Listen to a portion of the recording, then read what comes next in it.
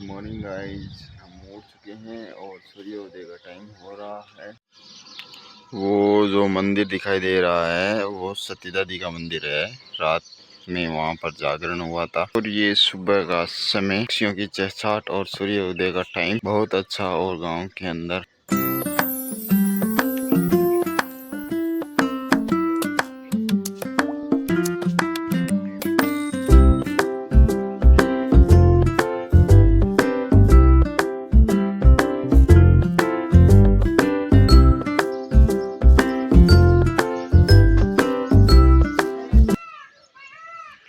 ये मोर राजा। तो guys finally मैं हो गया हूँ रेडी नहा धो के, और आज बहुत सारे काम हैं वो सारे निपटाएंगे और कल फाइनली चलेंगे अपनी कर्म भूमि की तरफ।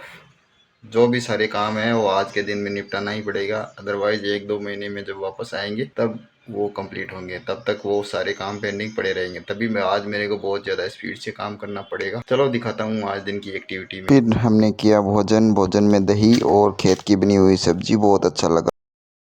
धूप और टेम्परेचर की वजह से पसीना पसीना हो रखा हूँ, हालत हो रही है ख़राब, फिर भी लगे हुए हैं। अभी मैं जाऊँगा दादी को पेंशन दिलवाने के लिए।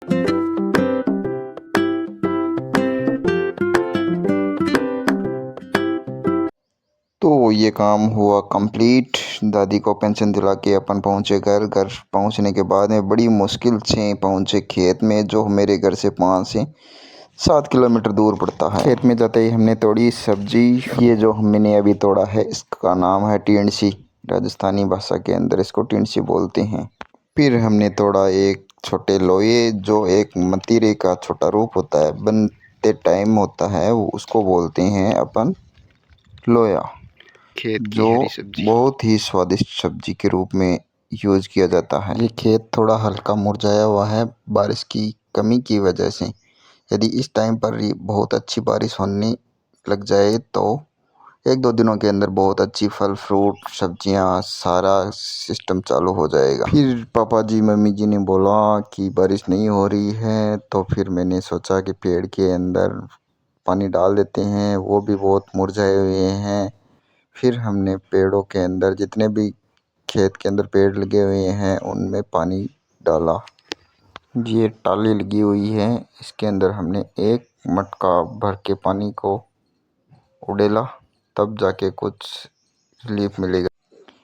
ये हमारे खेत का व्यू, जो बादलों से घिरा हुआ है लेकिन बारिश नहीं हो रही है। ये हमारे खेत के पानी को संरक्षण करने का एक उपाय है, जिसको टंका या कुंड बोलते हैं। ये कुंड भरा हुआ रहता है, इससे अपन पानी निकाल के पीने के लिए, बकरी के लिए, किसी भी काम के लिए, जो बारिश का पानी होता है वो एकत्रित हो जाता है, उसको अपन उपयोग में ले लेते हैं। अभी तो खेत हरा भरा है, जैसे ही ये फसल की ऋतु चली जाएगी उसके बाद में यहाँ पर भी बहुत दोहरे दोहरे हो जाएंगे। फिर मैंने खेत को सबको बोला टाटा। उसके बाद में मैं हो गया रवाना अपने घर के लिए। ये हमारी खेत का अंतिम व्यू। ये खड़ी हमारी बाइक, जो बड़ी मशक्क़त करने के बाद में खेत तक पहुंची थी। फिर हम हो गए रवाना। ये मौसम का नज़ारा, खेत और बादल जो ऊपर ऊपर मंडरा रहे हैं, और पता नहीं कब बारिश होगी।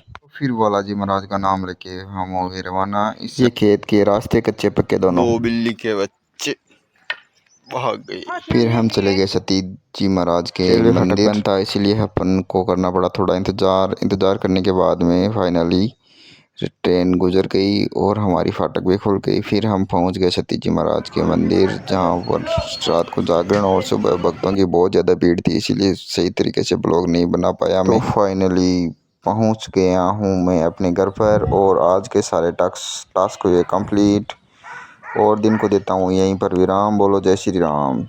Like share subscribe.